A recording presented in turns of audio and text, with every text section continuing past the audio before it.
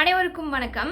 நம்ம உட்டோட யூசேஜ்லாம் பார்த்துட்டு வந்துட்டு இருக்கோம். அந்த வரிசையில் இந்த வீடியோவில் நம்ம என்ன பார்க்க போகிறோம் அப்படின்னா, would have போட்டு பக்கத்தில் past participle form of the verb வந்துச்சுன்னா அதுக்கு என்ன மீனிங், அது என்னென்ன சுச்சுவேஷனில் நம்ம யூஸ் பண்ணுறோம் அப்படிங்கிறத இந்த வீடியோவில் பார்க்க போகிறோம்.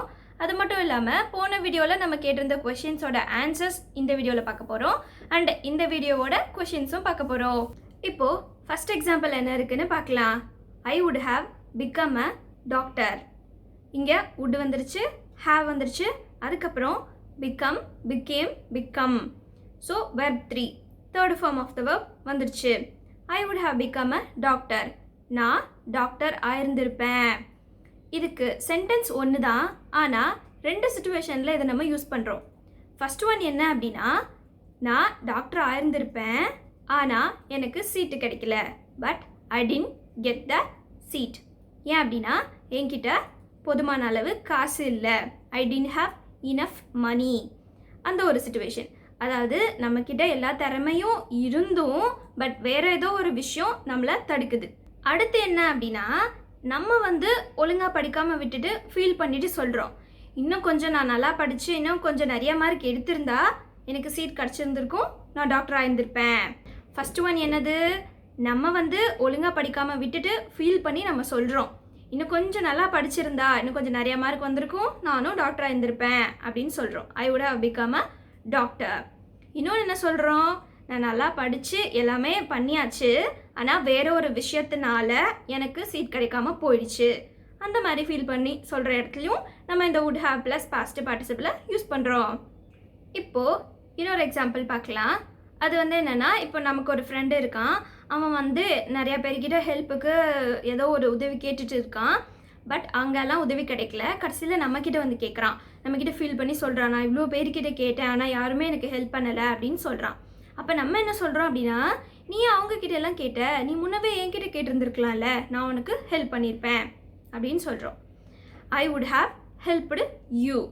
வுட் வந்துருச்சு, ஹாவ் வந்துருச்சு, பக்கத்தில் third form of the verb வந்துருச்சு, ஹெல்ப்டுன்னு வந்துருச்சு. I would have helped you. நான் உனக்கு ஹெல்ப் பண்ணியிருந்திருப்பேன். இது ஃபர்ஸ்ட் ஒன். இன்னொன்று இந்த சென்டென்ஸவே வேற ஒரு சுச்சுவேஷனில் நம்ம எப்படி சொல்லலாம் அப்படின்னா, இப்போ நம்மக்கிட்ட காசு இல்லை. அப்போ அவன் கேட்குறப்ப நம்ம என்ன சொல்கிறோம் அப்படின்னா, என்கிட்ட காசு இல்லை, காசு இருந்திருந்தா நான் உனக்கு ஹெல்ப் பண்ணியிருந்திருப்பேன் அப்படின்னு நம்ம சொல்கிறோம். சென்டென்ஸ் அதே சென்டென்ஸ் தான், ஸ்ட்ரக்சர் அதே ஸ்ட்ரக்சர் தான். வுட் வரப்போது, ஹாவ் வரப்போது, past participle form of the verb வரப்போது. ஆனால் அந்தந்த சுச்சுவேஷனுக்கு ஏற்ற மாதிரி அதோட மீனிங் மட்டும் மாறுது. பட் தமிழில் நம்ம என்ன சொல்ல போகிறோம், ஹெல்ப் பண்ணியிருந்திருப்பான், வாங்கிட்டு வந்திருந்திருப்பேன் அப்படின்னு சொல்ல போகிறோம். இப்போ நெக்ஸ்ட் எக்ஸாம்பிள் என்ன இருக்குது அப்படின்னா, ஐ வுட் ஹாவ் பாட் சாக்லேட்ஸ். நான் சாக்லேட்ஸ் வாங்கிட்டு வந்திருந்திருப்பேன். இப்போது இதை நம்ம ரெண்டு சுச்சுவேஷனில் நம்ம எடுத்துக்கலாம்.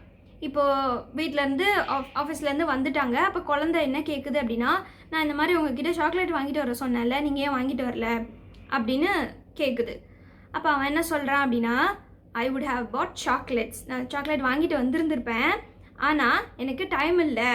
எனக்கு அது ஞாபகம் இருந்துச்சு, எல்லாமே இருந்துச்சு, ஆனால் எனக்கு டைம் இல்லை, டக்குன்னு பஸ் வந்தனால நான் ஏறி வந்துட்டேன் அப்படின்னு சொல்கிறான். இன்னொன்று என்ன அப்படின்னா, நீ முன்னவே எனக்கு சொல்லியிருந்தா, இல்லை எனக்கு ஞாபகம் இருந்திருந்தா நான் வாங்கிட்டு வந்திருந்திருப்பேன் அப்படின்னு சொல்கிறோம். இப்போ இது ரெண்டு சுச்சுவேஷனில் இருக்குது, ஆனால் ஒரே சென்டென்ஸ் தான், அதே தமிழ் மீனிங் தான் வரப்போகுது. ஒன்று என்ன அப்படின்னா, எனக்கு ஞாபகம் இருந்துச்சு, எல்லாமே இருந்துச்சு, ஆனால் வேறு ஒரு ஃபோர்ஸ் தடுத்துருச்சு, அதனால வாங்கலை. இன்னொன்று என்னென்னா, நானே அந்த விஷயத்த மறந்துட்டேன் அப்படின்னு ஃபீல் பண்ணி சொல்கிறது.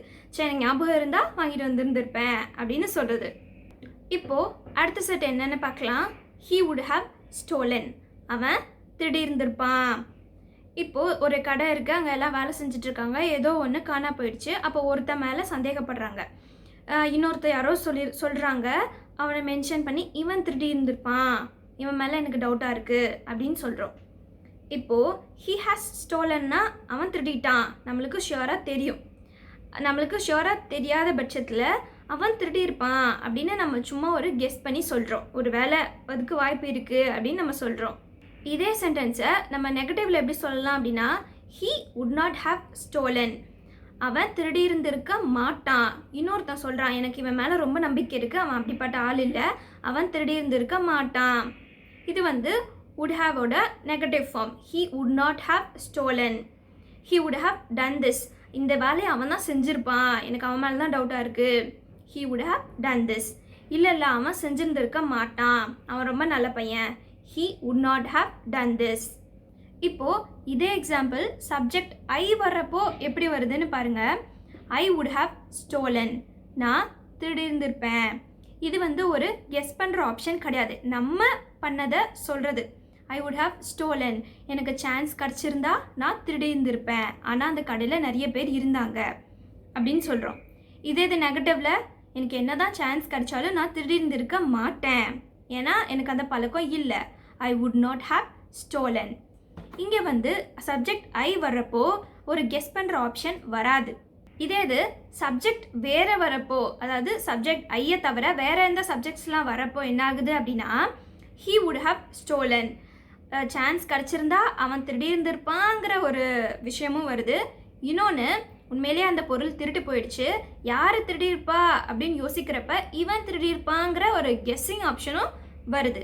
ஸோ நம்ம ஞாபகம் வச்சுக்க வேண்டிய விஷயம் என்ன அப்படின்னா அந்த தமிழ் வார்த்தையை மட்டும் ஞாபகம் வச்சுக்க போகிறோம். திருடியிருப்பான், செஞ்சிருப்பான், செஞ்சிருந்திருக்க மாட்டான், அந்த மாதிரி வார்த்தைகளை நம்ம ஞாபகம் வச்சுக்கிட்டு கரெக்டாக அதை யூஸ் பண்ணி பேச போகிறோம். இப்போது நம்ம முன்னாடி பார்த்த எக்ஸாம்பிள்ஸ் எல்லாம் எப்படி நம்ம நெகட்டிவ் சென்டென்ஸ் கொண்டு வரலாம் அப்படின்னா he would not have bought chocolates. அவனுக்கு என்ன தான் ஞாபகம் இருந்தாலும் அவன் சாக்லேட் வாங்கிட்டு வந்திருந்திருக்க மாட்டான். நம்ம நீங்கள் ஏன் அவன்கிட்ட போய் கேட்டிருந்துருக்கலாம்ல, அவன் உங்களுக்கு ஹெல்ப் பண்ணியிருந்திருப்பான் யாராவது சொல்கிறாங்க. அப்போ நம்ம என்ன சொல்கிறோம் அப்படின்னா அவன்கிட்ட கேட்டாலும் அவன் நம்மளுக்கு ஹெல்ப் பண்ணியிருந்திருக்க மாட்டான், அதனால் கேட்காம இருக்கிறதே நல்லது அப்படின்னு சொல்கிற இடத்துல he would not have helped me. So அவ்வளோதான். இப்போது இந்த லெசனோட கொஷின்ஸ்லாம் என்னென்னு பார்க்கலாம். இப்போ நம்ம ஒரு கடையில் திங்ஸ் எல்லாம் வாங்கிட்டு நடந்து போயிட்டு இருக்கோம். இன்னொரு தெருவில் வந்து நமக்கு தெரிஞ்சவங்க கடை வச்சுருக்காங்க. அப்போ நம்மளை கூப்பிட்டு பேசுகிறாங்க. அப்போ நம்ம சொல்கிறோம், ஓ இது உங்கள் கடையா, எனக்கு முன்னவே தெரிஞ்சிருந்தா நான் உங்கள் கடையிலேயே வாங்கியிருந்திருப்பேன், அவங்க கடையில் வாங்கியிருந்திருக்க மாட்டேன். ஸோ இது ஃபர்ஸ்ட் ஒன், இது செகண்ட் ஒன். அடுத்து இப்போது நம்ம ஒருத்தவங்க ஃபங்க்ஷனுக்கு நம்ம போகிறோம், எல்லோரும் வந்து கிஃப்டெல்லாம் வாங்கிட்டு வந்திருக்காங்க, நம்ம வந்து எதுவுமே வாங்காமல் போகிறோம். அப்போ நம்ம வந்து அவங்கக்கிட்ட சொல்கிறோம், இந்த மாதிரி முன்னவே தெரிஞ்சிருந்தா நானும் கிஃப்ட் வாங்கிட்டு வந்திருந்திருப்பேன் அப்படின்னு சொல்கிறோம். இது வந்து தேர்டு. அடுத்து ஃபோர்த் ஒன் என்ன அப்படின்னா, இப்போது ஏதோ ஒருத்தவங்களுக்கு நம்ம ஓட் போட்டு அவங்க வந்து ஜெயிச்சிட்டாங்க, ஆனால் அவங்க சொன்ன வாக்குறுதிகள் எதுவுமே நிறைவேற்றலை. அப்போ வந்து நம்ம சொல்கிறோம், அவன் நல்லது பண்ணுவான்னு நினச்சி தான் அவனுக்கு நம்ம ஓட்டு போட்டோம், அவன் இந்த மாதிரிலாம் பண்ணுவான்னு தெரிஞ்சால் அவனுக்கு ஓட்டு போட்டிருந்திருக்க மாட்டோம். இதுதான் நெக்ஸ்ட் சென்டென்ஸ். அடுத்து வந்து நம்ம ஒருத்தவங்க கிட்ட போயிட்டு ஏதோ ஒரு பிரச்சனையை பற்றி கேட்குறோம், அவங்க வந்து ரொம்ப ஃபீல் பண்ணி அழுகுறாங்க. அப்போ நம்ம சொல்கிறோம், சரி ஓகே அழுவாத, நீ இவ்வளோ ஃபீல் பண்ணுவேன்னு தெரிஞ்சால் நான் இந்த இஷ்யூ பற்றி நான் உங்ககிட்ட கேட்டிருந்திருக்கவே மாட்டேன். ஸோ இவ்வளோதான் இந்த லெசனோட கொஷின்ஸ். இப்போ நம்ம என்ன பார்க்க போகிறோம் அப்படின்னா போன தடவை பார்த்த கொஷின்ஸோட ஆன்சர்லாம் என்னென்னு பார்க்க போகிறோம். என்னோட கொஷினுக்கு ஆன்சர் பண்ணுவீங்களா அப்படிங்கிற சென்டென்ஸை 3 ஃபார்மில் சொல்லியிருந்தேன். will, would you mind use பண்ணி. இப்போ அதோட ஆன்சர் பார்த்துடலாம். will you answer my question, would you answer my question, would you mind answering my question. அடுத்து when we were young we would meet every Sunday. நாங்கள் யங்காக இருந்தப்போ ஒரு சண்டேவும் நாங்கள் meet பண்ணுவோம். அடுத்து when we were young we would play cricket, football, ஏதோ ஒன்று. நாங்கள் யங்காக இருந்தப்போ இந்த மாதிரி கிரிக்கெட்லாம் விளையாடுவோம் அப்படின்னு சொல்கிறது. நெக்ஸ்ட் என்ன கேட்டிருந்தோம், I will call you once I reach. நான் ரீச் ஆனதும் உனக்கு கால் பண்ணுறேன். இப்போ நெக்ஸ்ட் நம்ம என்ன சொல்லியிருந்தோம், எல்லா ப்ராப்ளமும் சால்வ் ஆனதுக்கப்புறம் நான் உனக்கு இன்ஃபார்ம் பண்ணுறேன். I will inform you after all the problems are solved. So அவ்வளோதான். இந்த லெசன் புரிஞ்சுதா இல்லையான்னு எங்களுக்கு கமெண்ட்டில் சொல்லுங்கள். தேங்க்யூ.